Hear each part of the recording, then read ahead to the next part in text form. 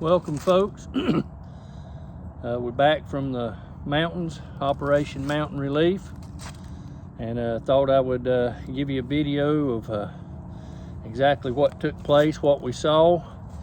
If you're looking at this video and you're looking for some scenes of rushing rivers and people's houses destroyed and things like that, you're not going to see that on this video. I think the news media has shown all the destruction necessary, and I didn't feel that we needed to add to that by showing more of the same. The rivers have receded now, and all that's left is the aftermath. A lot of mud, a lot of trees, fence posts, power poles, culverts, cars, anything that can be washed is piled up. A lot of bridges out, railroads out, trees down, and so forth. But I just didn't feel that we needed to add any of that stuff to this. You know, we're wanting to help the people. They don't need to feel like they're being used as a ploy of any sort. Our aim is to help them. They're our fellow Americans, and they're relying on us. So we left out at about 4 a.m. Saturday morning, and we headed down 85 south, picked up Highway 74 off of 85, and went toward Bessemer City and Shelby. And we got to Shelby. Knew that the gas station there had a Bojangles in it. I believe it's a Raceway. It's directly across from Murphy's. They have a large diesel island out there all by itself, and a lot of fuel pumps that's easy to get in and out of. And also I mentioned the Bojangles. So that's about 2 hours from where we departed out at the Midway Wesleyan Church. And we knew that we could get there, we could get us a biscuit, we could top off with fuel, and anybody that needed diesel could do so. They have a huge lot you can park trailers and trucks in. But as we started down and we got down 85, I knew that one of the businesses that was going to be going that morning was Univar Solutions, and we got in behind them down there right below the way station on I-85 South, just on the other side of Charlotte where 485 came in. I knew they were hauling water, and I knew where they were going. A good friend of mine goes to the Friendship Baptist Church in Level Cross. He helped organize that through his work. So we appreciate that company's generous donation that they've made. They shipped a load to Spruce Pine as well. So they sent about 32,000 pounds of water up into the mountains, and 16 of it went up to Flat Rock. And anyway, as we were going up 85, we picked up apparently a whole slew of people going. And as we got on to Highway 74, we got over going towards Shelby, I noticed on a long hill that kind of turned off to the left. I looked in the mirror, and all I could see was headlights just as far back as I could see, and everybody in a single file line. And when we got into Shelby there to our destination of where we're going to top off with fuel, and we did this and filled up cans because we didn't know what we were getting into. The last we had heard was there was no power much above Flat Rock, and so we wanted to fill up our gas cans, top off our vehicles, and head that way and grab a biscuit. But as we turned the stoplight there and pulled into the gas station, a tremendous amount of vehicles ensued and followed us right in. And I'm talking about that place went from having 2 vehicles in it and no trailers to just overflowing. But we were able to get our biscuits and head on, and we got on up there, and about an hour from Shelby, we was able to make our destination at 909 Tracy Grove Road, Flat Rock, North Carolina. That's the Bethel Wesleyan Church.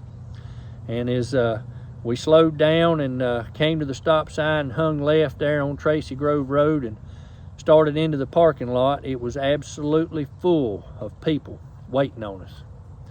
And we pulled in, and there was probably 100 people there just excited to see us. You could see the relief on their face. They knew help had arrived. Food, water, and essentials had arrived. Now, they've been getting some shipments periodically throughout the week, small shipments, but this was the big one. We don't know what. We kind of figuring it might be around 60,000 pounds of food, water, clothing, and basic commodities. But those people, they didn't hesitate. They formed a single file line, and as we backed up and was unloading 2 and 3 vehicles at a time, they were lined up, pulling it out just as soon as we got the doors open and stopped real good, and the emergency brake set, and they were pulling it out, and it was going into the church. And as it immediately got into the church, it was being sorted. Food was going in a room. Diapers and toilet paper and water was going in the main gymnasium.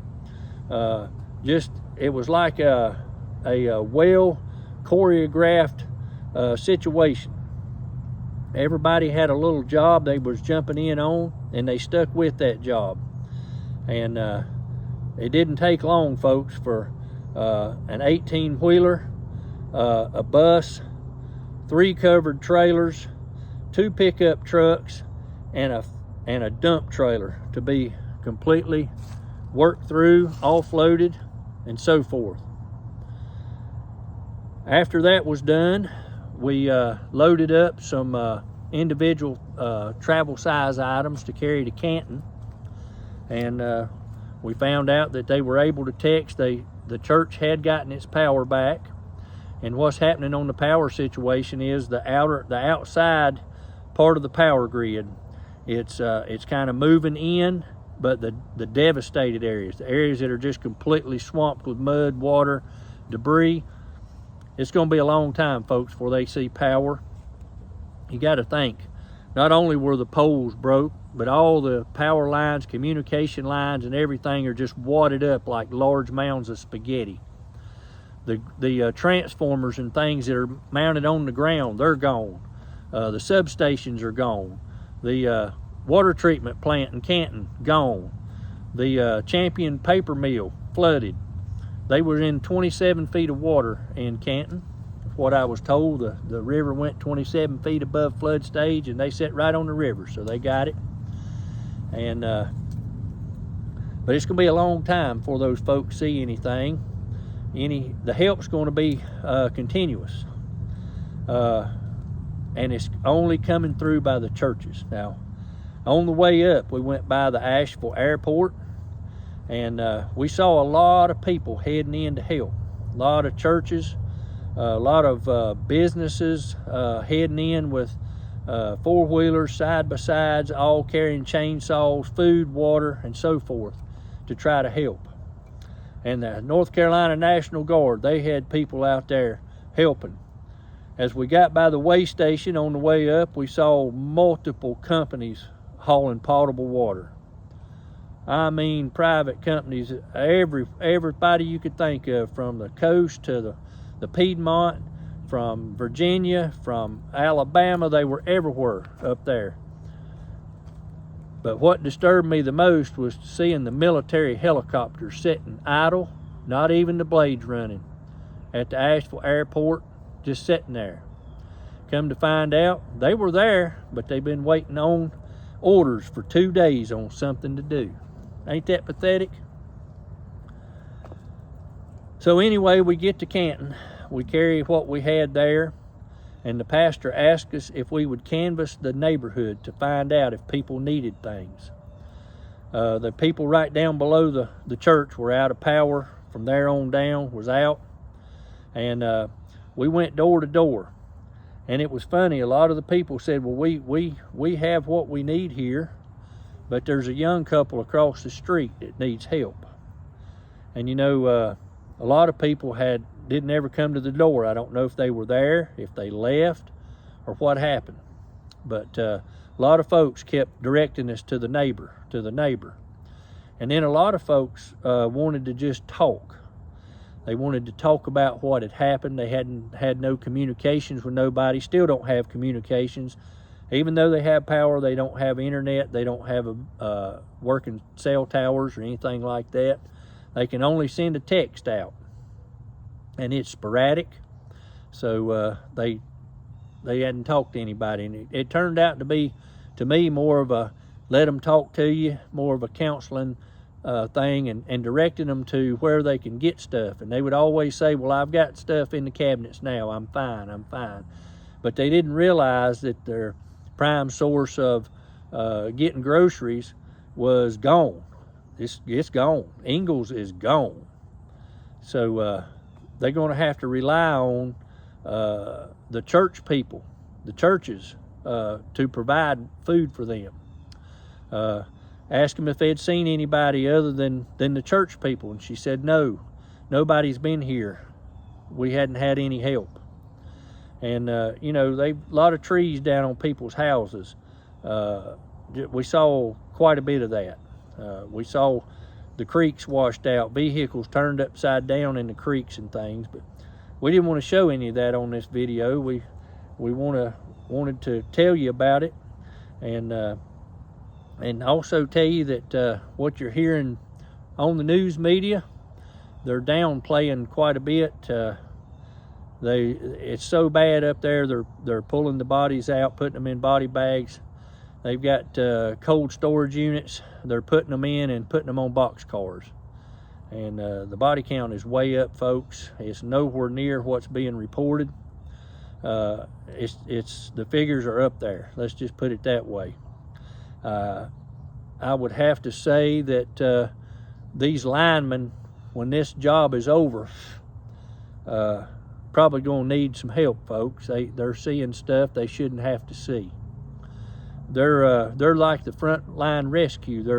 They're finding kids, and I'm gonna stop right here for a minute. If you've got little ones, young kids that may be watching this, get them out of the room, because what I'm getting ready to say is pretty gruesome, but it needs to be out there. They're hopefully you've had time to rush them out. Maybe you need to stop the video while you're doing so.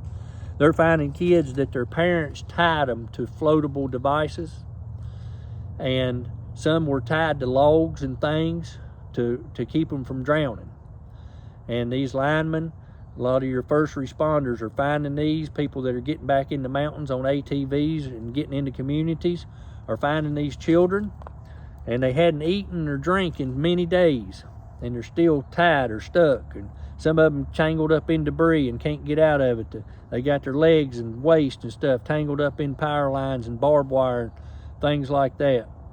So and the dive team at Lake Lure had already tagged 70 bodies the day before to pull out, and continued diving and just quit counting. There were so many in Lake Lure. And from what I was told, they took a bulldozer and was and skid steers trying to get the mud out of the Lowe's home improvement parking lot so that they could get into the store to see if they could get wheelbarrows and things out to try to clean up. And they discovered 4 bodies buried in the mud in the parking lot. So folks, what you're hearing on TV is not the true graphic of how bad this is. This is not going to be something that's going to be quickly resolved. This is going to be something that's going to take a long time. I've heard the saying more than once, this is not a sprint. This is going to be a marathon. So if you're seeing this video and you're interested in helping, feel free to contact me. I can tell you where this stuff will go. There's also a video that's there that says Boots on the Ground, Operation Mountain Relief. You need to see that video. That's the contact I'm going to send you to. That's Mr. Tim Clark and his wife. They pastor the Bethel Wesleyan Church, and he's not only feeding his congregation, but he's also feeding the Canton people, getting them food. He's a lifeline to the western side of Asheville, getting food into Chimney Rock and Lake Lure, Not only is he doing that, he's also helping feed the nursing home. He's helping feed the National Guard. And he's also helping feed the local elementary school. So if you need information and you're gathering up goods, I can get you the contact you need, and everything you send is being utilized. It's not being hoarded up. It's not being accessed by the government. It's being utilized by the people who need it. So I appreciate you watching this video. Like I said, this is going to be a long-term effort. The next thing that they're going to do is, he said, this supply will last maybe 2 weeks. He said, but between now and then, I'll be contacting you to let you know what the needs are going to be. There is a big need for diapers, baby bottles, and formula. And starting next week, is supposed to cool down in the mountains. So they're looking at needing coats and blankets, sweatshirts and hoodies, and things to stay warm, toboggans, gloves, and all that. You got to realize, folks, these people don't even have a shelter over their head. There were a few that was in the hotel that had been able to get into a hotel. I don't know which one it was, but then come to find out, the Brilliancy north of the Potomac had them all kicked out and put the workers, the fed workers, in there. So now these people, not only that they have access to some power and maybe a shower, they've been kicked out of the hotel. So they've lost their home, and now their only shelter they had. It's a crying shame, folks. I'm going to tell you, if it weren't for the churches up there, these people, they would be a lot more dead than what there are. So if you need contact information, feel free to message me, and I'll get back with you. And you can guarantee that whatever you donate to help them out, whether it's food, water, basic commodities, or any of the winter items that are coming, it will be utilized. And it's not anything that the government can get their hands on. A lot of these drop-off locations and things, despite what is being said on the news, that is true. They are taking it and sending it to a warehouse and dispersing it to make it look like they have it. Now, FEMA's completely broke, and probably at the bottom of this video, you're going to see some disclaimer about misinformation. But I've been there, I've seen it, I've talked to the people, and that is a true story. That is exactly what they're doing. If it's donated to a fire department, a school, or some county or state organization, they're coming in and getting it. These local drop-off places where they got them on the sides of the interstate, drop-off relief items here, that's being taken by them and supposedly distributed. But nobody in the mountains that we saw and talked to had seen anybody from the government. I hope this information's been helpful to you. And we'd like for you to take and utilize it, pray on it, and see if you can help those folks. No matter where you're located or seeing this video from, get in touch with somebody that can get that stuff if you're wanting to donate. And make sure that these big organizations that are out there, I'm not going to call their names, but most of that money goes to their administrative stuff, with the exception of Samaritan's Purse.